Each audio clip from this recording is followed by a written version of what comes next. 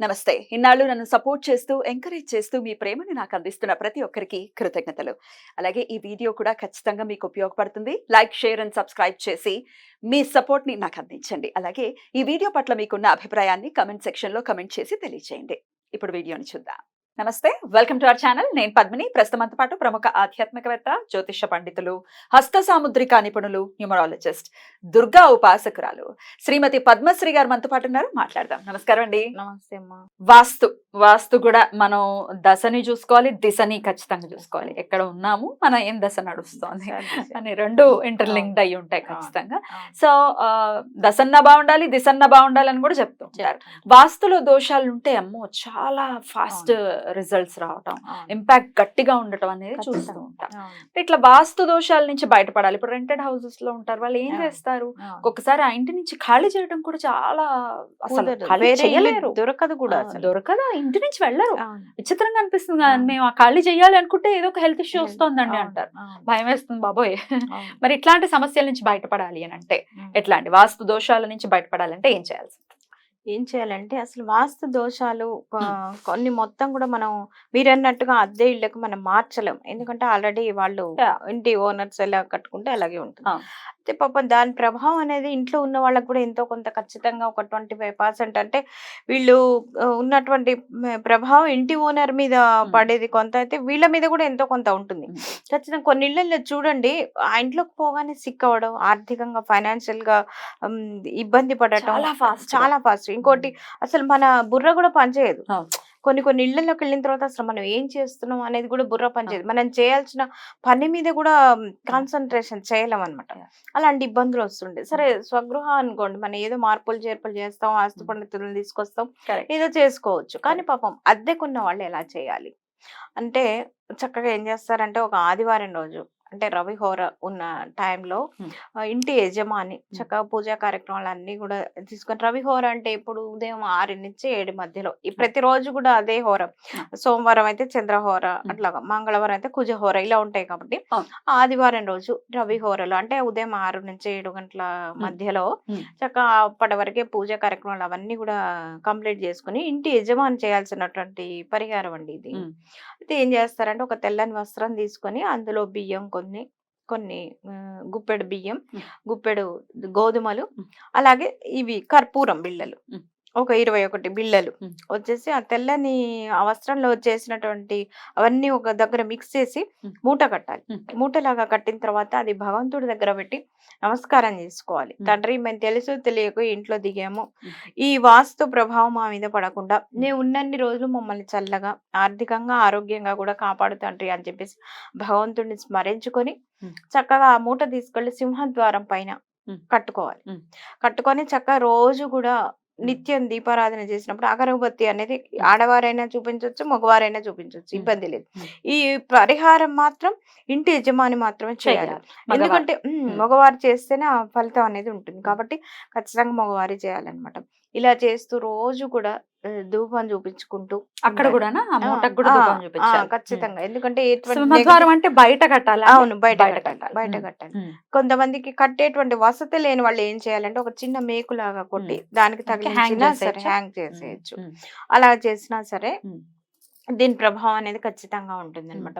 అయితే వీళ్ళు ఏం చేస్తారంటే ఈ వాస్తు దోషం ఉన్న వాళ్ళు మంగళవారం, ఆదివారం ఈ రోజుల్లో మటుకు ఖచ్చితంగా ఉదయ సాయంత్రాలు ఉభయ సంధ్యల్లో కూడా చక్కగా దీపారాధన వేసుకుని సాయం సంధ్యా సమయంలో చక్కగా ధూపం, ఇల్లంతా కూడా ధూపం వేసినట్టయితే, అంటే ఇన్క్లూడింగ్ బాత్రూమ్స్ తో సహా, ఎందుకంటే అది కూడా మనం నివసించే స్థలమే కాబట్టి స్థలాన్ని కాబట్టి ఖచ్చితంగా అలాగా ఇల్లంతా కూడా ధూపం చూపించుకుంటూ ప్రతి ఆదివారం, మంగళవారం అనేది చాలా పవర్ఫుల్ డేగా మనం చెప్పుకుంటూ ఉంటాం. కాబట్టి అలా ధూపం అంతా సాయంత్రం అంతా కూడా ఇల్లంతా చూపించేసి బాత్రూమ్స్ లో కూడా, అయితే బాత్రూమ్స్ లో అంటే వాస్తు టిప్స్ గా ఒకటి ఏం చెప్తారంటే బాత్రూమ్స్ లో ఎప్పుడైనా సరే బకెట్లు పెడతాం కదా, ఆ బకెట్లు ఎప్పుడు ఖాళీగా ఉండకూడదు, నిండి ఉండాలి. అది కూడా వాస్తు టిప్. అప్పుడే మనకు మంచిగా ఉంటుంది. ఇంట్లో కుటుంబ సభ్యులు ఆరోగ్యంగా ఉండటానికి కూడా ఒక వాస్తు టిప్ గా కూడా చెప్తారు. కాబట్టి ఆ బకెట్ నిండా కూడా ఎప్పుడు నీళ్లు ఉండేలాగా వేస్ట్ చేయకూడదు, నీళ్లను యూటిలైజ్ చేసుకోవాలి. అంతే. ఎప్పుడు కూడా కూడా నింపే ఉండాలి. ఉమ్, సరే ఇది ఒక సైంటిఫిక్ రీజన్ కూడా చెప్పొచ్చు. ఇదేంటి ఇంత చేస్తాం ఏంటి అంటే బాకెట్లో నీళ్లుంటే వాస్తుకి ఏం సంబంధం అనొచ్చు. ఉమ్, దానికి చాలా సైంటిఫిక్ రీజన్ కూడా ఉంటుంది. ఇప్పుడు ఎవరైనా సరే బాత్రూమ్కి వెళ్ళి వస్తారు, వెళ్ళి రాగానే బకెట్లో నీళ్ళు లేకపోతే అలా బద్ధకంతో పిల్లలైనా సరే ఉమ్. అలా కాళ్ళు పోయకుండా కడుక్కోకుండా బయటకు నీళ్లు వచ్చేస్తారు. దానివల్ల ఏమవుతుంది, ఉమ్. బ్యాక్టీరియా ఫామ్ అవుతుంది. మన పూర్వీకులు మన హిందూ ధర్మశాస్త్రంలో ఏది చెప్పినా చక్కగా ఒక సైంటిఫిక్ గా Definitely. ముడిపడినటువంటి ఇవే చెప్తారు తప్ప ఆరోగ్యానికి లింక్ అయి ఉంటుంది లింక్ ఏం అయి ఉంటుంది. చెప్పినా. ఏది చెప్పినా కాకపోతే అది అర్థం చేసుకున్న వాళ్ళు ఏంటంటే Yeah. చాదస్తం కింద తీసి పారేస్తారు. కానీ Yeah. ప్రతి దానికి మీరు చూడండి, కరెక్ట్. ప్రతి ఒక్క విషయానికి కూడా ఉంటుంది అనమాట. చాదస్తం అనడానికి లేదండి, కరోనా వచ్చిన తర్వాత అందరికి అందరికి అర్థమైంది అర్థమైంది. సనాతన ఆ, ధర్మం చాలా చాలా గొప్పది అని కరెక్ట్ గానే చెప్పిందని అర్థమైంది. అర్థమైంది. ఇప్పుడు ఏం పెద్దగా వాగట్లేదు, మన ఉమ్, నోళ్ళు మూతలు పడ్డాయి. ఉమ్, ఉమ్. రైట్. కాబట్టి అది ఉమ్. కూడా ఉంటుంది. బకెట్ లో నీళ్ళు ఎప్పుడు కూడా నిండా ఉండటం వల్ల Right. ఆ గ్రహ దోషం అనేది కూడా ఉమ్. పోతుంది.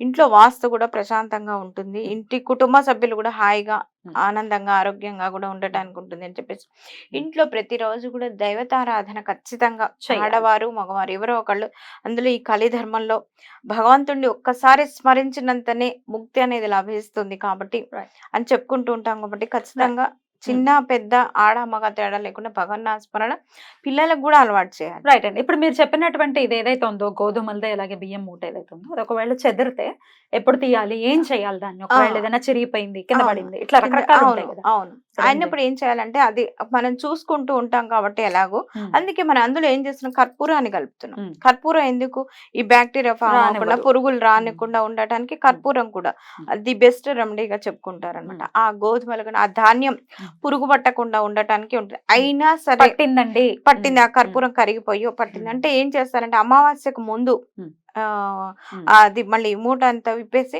ఉమ్. క్లాత్ బాగుంటే సరి, లేదంటే వేరే క్లాత్ పెట్టేసి అందులో ఉమ్. చక్కగా మళ్ళీ గుప్పెడు బియ్యం గుప్పెడు గోధుమలు కాస్త కర్పూరం 21 బిళ్ళలు కర్పూరం వేసి మూట కట్టేసి మళ్ళీ చక్కగా మళ్ళీ పెడతాం. ఆదివారం రోజు మరి ఆ బియ్యాన్ని పరిహారం. దాన్ని ఏం చేయాలి? ఏదైనా పక్షులకి ఉమ్. పక్షులకు వేయాలి. ఇప్పుడు ఉమ్. ఏదైనా సరే పక్షులకు వేస్తే సరే మరి పురుగు తింటాయా? పట్టింది.